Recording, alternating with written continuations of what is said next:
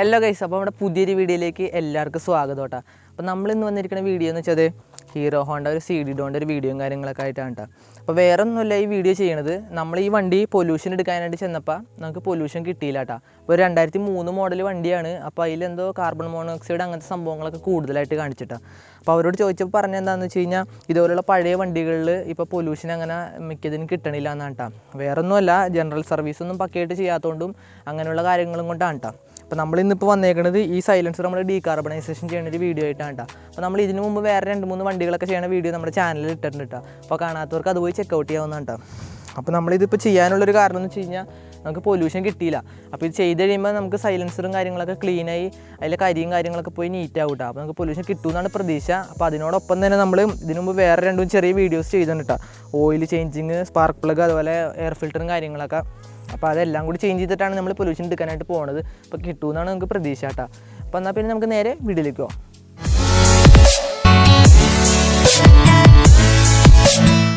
അപ്പോൾ നമ്മുടെ silencer remove ചെയ്യാനായിട്ടുള്ള നെറ്റ് വരണത് നമ്മുടെ സിലിണ്ടറിൻ്റെ അടിഭാഗത്തായിട്ടാണ്. അപ്പോൾ 10-ൻ്റെ 2 നെറ്റും ബോൾട്ടും ആണ് വരണത്. അപ്പോൾ നമുക്കൊരു 10-ൻ്റെ ടീസ്പാൻഡർ ഉണ്ടെങ്കിൽ അത് സിമ്പിളായിട്ട് റിമൂവ് ചെയ്തെടുക്കാം. അപ്പോൾ ചിലപ്പോൾ നെറ്റൊക്കെ ടൈറ്റ് ആയിട്ട് ഇരിക്കുകയാണെങ്കിൽ ഒന്ന് ഓയിലൊക്കെ അപ്ലൈ ചെയ്തിട്ട് കുറച്ച് നേരത്തിന് ശേഷം ഊരാൻ ശ്രമിക്കുക കേട്ടോ. അപ്പോൾ ടൈറ്റ് ആയിട്ടിരിക്കണ നെറ്റിലിട്ട് ബലം പിടിക്കരുത്. ത്രെഡൊക്കെ വെട്ടിപ്പോ അല്ലെങ്കിൽ ഒടിഞ്ഞൊക്കെ പോയി കഴിഞ്ഞാൽ പിന്നെ ഇരട്ടി പണിയാവും കേട്ടോ ഗൈസ്. പിന്നെ നമുക്ക് വരുന്നത് നമ്മുടെ സൈലൻസറിൻ്റെ മെയിൻ നെറ്റാണ്. അത് നമ്മുടെ സിംഗാമിലായിട്ടാണ് വരണത്. അപ്പോൾ ഒരു 17-ൻ്റെ നെറ്റാണ്. 17-ൻ്റെ റിംഗ് സ്പാനർ ഇട്ട് കഴിഞ്ഞാൽ നമുക്കത് ഊരിയെടുക്കാം. അപ്പോൾ ഇത് ഞാൻ പറഞ്ഞ പോലെ തന്നെ വണ്ടിക്ക് അത്യാവശ്യം കാലപ്പഴക്കം ഉള്ളതുകൊണ്ട് തന്നെ നെറ്റും ബോൾട്ടൊക്കെ അത്യാവശ്യം നല്ല ടൈറ്റ് ആയിട്ടിരിക്കുന്നതാണ്. അപ്പോൾ നമ്മൾ ടൈറ്റായ നെറ്റിലിട്ട് അധികം നേരം പണിയണ്ട. ഓയിലൊക്കെ ഒഴിച്ചിട്ട് കുറച്ച് നേരം വെയിറ്റ് ചെയ്തതിന് ശേഷം നോക്കാം കേട്ടോ. അപ്പോൾ നമ്മൾ കാലൊക്കെ വെച്ച് ചവിട്ടി നോക്കുന്നുണ്ട് ഊരി വരുമോയെന്ന് അറിയാനായിട്ടൊക്കെ. അപ്പോൾ നമ്മൾ ഈ ടൈറ്റായ നെറ്റിലിട്ട് ഓവറിട്ട് നമ്മൾ പിടിച്ച് കഴിഞ്ഞാൽ ചിലപ്പോൾ ത്രെഡ് വെട്ടിപ്പോകാൻ ചാൻസ് ഉണ്ട്. പിന്നെ കട്ടൊക്കെ ചെയ്ത് എടുക്കേണ്ടി വരും കേട്ടോ. അപ്പോൾ നമ്മൾ ഓയിലൊക്കെ അപ്ലൈ ചെയ്ത് കുറച്ച് കഴിഞ്ഞപ്പോഴേക്കും നെറ്റ് നല്ല സിമ്പിളായിട്ട് ഇതുപോലെ ഊരി വന്നാണ്. ക്ലാമ്പിലെ നെറ്റ് ഊരി കഴിഞ്ഞാലും സൈലൻസറിൻ്റെ ക്ലാമ്പ് അകത്ത് വന്നേക്കണോണ്ട് നമുക്ക് ഫുഡ് റെസ്റ്റിൻ്റെ ആ ഒരു ക്ലാമ്പ് കൂടി റിമൂവ് ചെയ്യണം കേട്ടോ. അപ്പോൾ അത് സൈഡ് ബോക്സ് ഇളക്കിയിട്ട് ഒരു 12-ൻ്റെ നെറ്റ് ഉള്ളിൽ വരണുണ്ട്. അപ്പോൾ അത് ഊരി കഴിഞ്ഞാൽ നമുക്ക് സിമ്പിളായിട്ട് അത് റിമൂവ് ചെയ്തെടുക്കാം. അപ്പോൾ ഈ 3 നെറ്റും കൂടി റിമൂവ് ചെയ്ത് കഴിയുമ്പോൾ നമ്മുടെ സൈലൻസർ ഇതേപോലെ ഊരിയെടുക്കാൻ പറ്റുന്നതാണ് കേട്ടോ.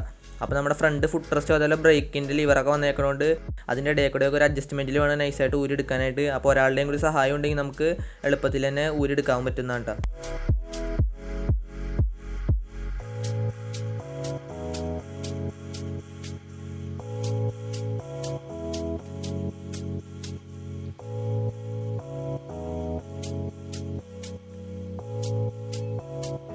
അപ്പോൾ നമ്മൾ സൈലൻസറും കാര്യങ്ങളൊക്കെ റിമൂവ് ചെയ്തിട്ടുണ്ട്.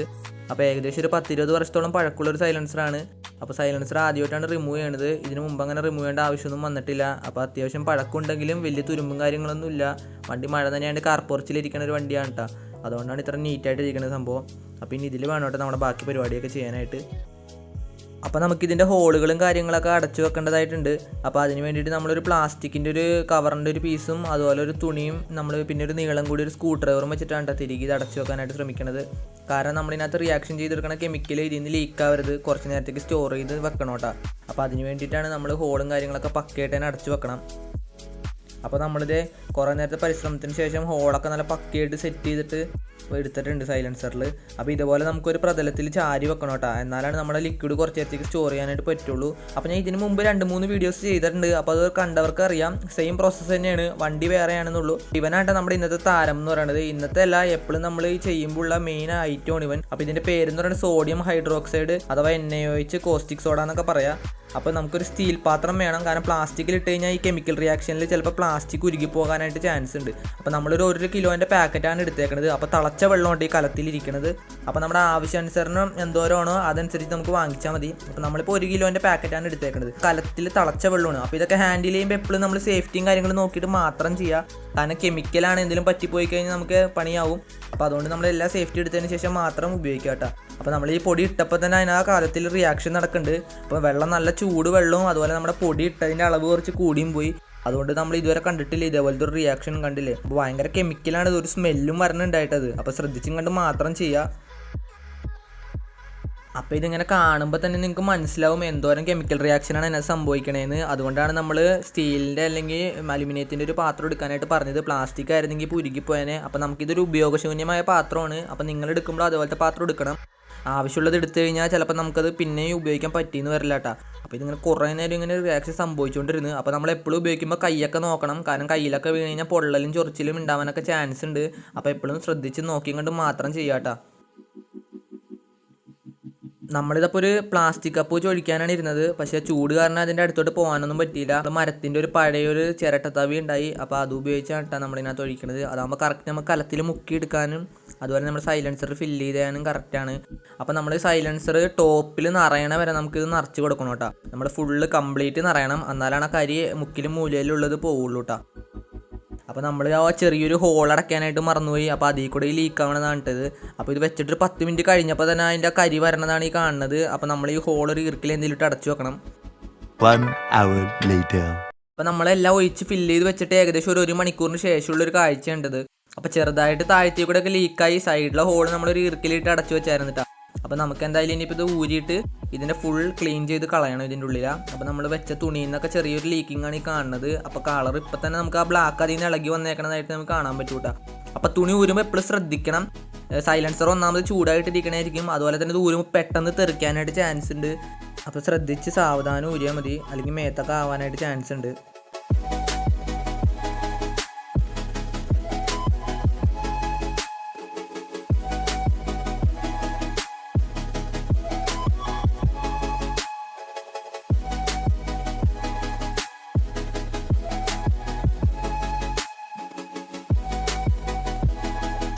ഗായ്സ്, അപ്പോൾ നമ്മുടെ കരി ഇളകി വരണ കണ്ടില്ലേ? 2003 മോഡൽ വണ്ടിയാണ്. ഒരു 10-24 വർഷത്തെ കരിയാണ് ഈ ഇളകി വരണത് കേട്ടോ. അപ്പോൾ വണ്ടി ഓടിയിട്ട് ആദ്യമായിട്ടാണ് നമ്മൾ ഇങ്ങനെ ഇത് ക്ലീൻ ചെയ്യണത്, കണ്ടില്ലേ? പിന്നെ നമുക്ക് ഈ കരിയും കൊണ്ടൊക്കെ പോയി കഴിഞ്ഞാൽ പിന്നെ എങ്ങനെ പൊല്യൂഷൻ കിട്ടാനാണ്? അപ്പോൾ ഇതൊക്കെ മൊത്തം ക്ലീൻ ചെയ്ത് നമ്മൾ അടിപൊളിയാക്കണം കേട്ടോ. അപ്പോൾ ഇതിൻ്റെ അകത്ത് ഇത് മാത്രം പോരാ, നമ്മളിനി ഓസിനടിച്ച് ക്ലീൻ ചെയ്യണം. കാരണം ഇത് മൊത്തം ഇതിൽ നിന്ന് ക്ലീനായി പോകണം കേട്ടോ. അപ്പോൾ നമ്മളിത് തുറന്നു വിട്ടപ്പോൾ റോഡ് സൈഡിൽ വെച്ചാണ് റോട്ടിലോട്ടൊക്കെ കരി ഇളകി ഇതേ കണ്ടില്ലേ? മൊത്തമായിട്ടുണ്ട്. അപ്പോൾ ഇനി ഇതൊക്കെ നമുക്ക് കഴിഞ്ഞിട്ട് ഇത് അടിച്ചു തുടച്ച് കളയണം കേട്ടോ. അപ്പോൾ അത്യാവശ്യം ഉള്ളൊക്കെ ക്ലീനായി. നമുക്ക് ക്യാമറയിൽ എന്തോരം വ്യക്തമാണെന്ന് അറിയില്ല കേട്ടോ. ഉള്ളിലെ സ്റ്റീലൊക്കെ കണ്ടു തുടങ്ങി. അപ്പോൾ നമ്മൾ മാക്സിമം ഓസിന് വെള്ളം ഒടിച്ചിട്ട് ഇതിൻ്റെ ഉള്ളിലെ കംപ്ലീറ്റ് അംശം നമുക്ക് കളയണം. നമ്മൾ വെള്ളം ഒടിക്കുമ്പോൾ ഇതിൽ നിന്ന് വരണ കാണാം കേട്ടോ കരി. അപ്പോൾ ചില വെള്ളം ക്ലിയർ ആയിട്ട് വരണത് കാണാം, പക്ഷെ അത് പോരാ. നമ്മളൊന്നും കൂടി ഇടയ്ക്കൊക്കെ ഒന്നിട്ട് ഷെയ്ക്ക് ചെയ്തിട്ട് മാക്സിമം ഇതിൻ്റെ ഉള്ളിലെ വെള്ളം വരണതിൻ്റെ കളർ പ്യുവർ വൈറ്റ് ആക്കിയതിന് ശേഷം മാത്രം ഉണ്ടാ നമ്മൾ ക്ലീനിങ് നിർത്താനായിട്ട് പാടുള്ളൂ. കാരണം നമ്മൾ എപ്പോഴും സൈലൻസർ ഇങ്ങനെ ഊരി ചെയ്യാനായിട്ട് സാധ്യമല്ല. അപ്പോൾ നമ്മൾ ക്ലീൻ ചെയ്യുമ്പോൾ അതങ്ങോട്ട് മെനക്ക് അടിപൊളിയായിട്ട് ചെയ്യാം കേട്ടോ.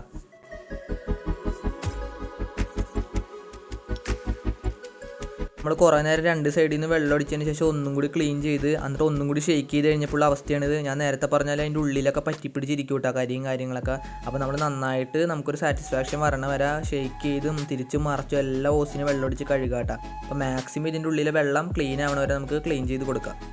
അപ്പോൾ നമ്മൾ കുറേ നേരത്തെ പരിശ്രമത്തിന് ശേഷമാണ് ഈ ഒരു അവസ്ഥയിൽ എത്തിയത്. ഇപ്പോൾ നിങ്ങൾക്ക് ഇതിൽ നിന്ന് വരണ വെള്ളത്തിൻ്റെ കളർ കാണുമ്പോൾ പറയാം പ്യുവർ വൈറ്റായി. നമ്മൾ കംപ്ലീറ്റ് A to Z കരിയും കാര്യങ്ങളും നമ്മൾ ഓസിനടിച്ച് കളഞ്ഞ് ഒരുപാട് നേരത്തെ കഷ്ടപ്പാടായിരുന്നു കേട്ടോ ഗൈസ്. വീഡിയോ അപ്പോൾ എന്തായാലും നിങ്ങൾ പോയി ലൈക്ക് ചെയ്യുക. അപ്പോൾ നമ്മൾ സൈലൻസർ ഫിറ്റ് ചെയ്യാനായിട്ട് നമ്മൾ ഊരിയ പോലെ തന്നെ സെയിം ആ നട്ടുകളൊക്കെ ഇട്ടിട്ട് ഫിറ്റ് ചെയ്താൽ മതി. അപ്പോൾ നട്ടുകളൊക്കെ ഫിറ്റ് ചെയ്യുന്ന സമയത്ത് ജസ്റ്റ് ഒന്ന് ഓയിൽ പുരട്ടി കൊടുക്കാൻ നട്ടിൽ. അപ്പോൾ ഒന്ന് സ്മൂത്തായിട്ട് കയറുകയും ചെയ്യും, പിന്നെ തുരുമ്പ് വരാതിരിക്കാനും ചാൻസ് ഉണ്ടാവും കേട്ടോ. അപ്പോൾ ഒന്ന് ഓയിലും കൂടി അപ്ലൈ ചെയ്തിട്ട് നട്ട് ഫിറ്റ് ചെയ്യണത് വളരെ നല്ലതായിരിക്കും.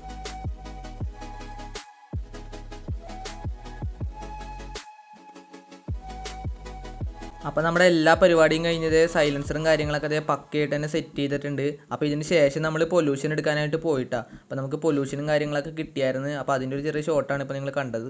ഉള്ളൂട്ട് ഇന്നത്തെ വീഡിയോ എന്ന് പറയുന്നത്. അപ്പോൾ ഇന്നത്തെ വീഡിയോ എന്ന് പറയുന്നത് നമ്മുടെ ആ സൈലൻസർ ക്ലീൻ ചെയ്യണതും അതുപോലെ പൊല്യൂഷൻ എടുക്കാൻ പോകുന്നതും കാര്യങ്ങളൊക്കെ ആയിട്ടുള്ളൊരു വീഡിയോ ആയിരുന്നു കേട്ടോ. അപ്പോൾ വീഡിയോ എല്ലാവർക്കും ഇഷ്ടപ്പെട്ടെങ്കിൽ മറക്കാതെ ലൈക്ക് ചെയ്യുക, ഷെയർ ചെയ്യുക, സബ്സ്ക്രൈബ് ചെയ്യുക. അപ്പോൾ മറ്റൊരു വീഡിയോയുമായി കാണുന്നവരെ ഗുഡ് ബൈ.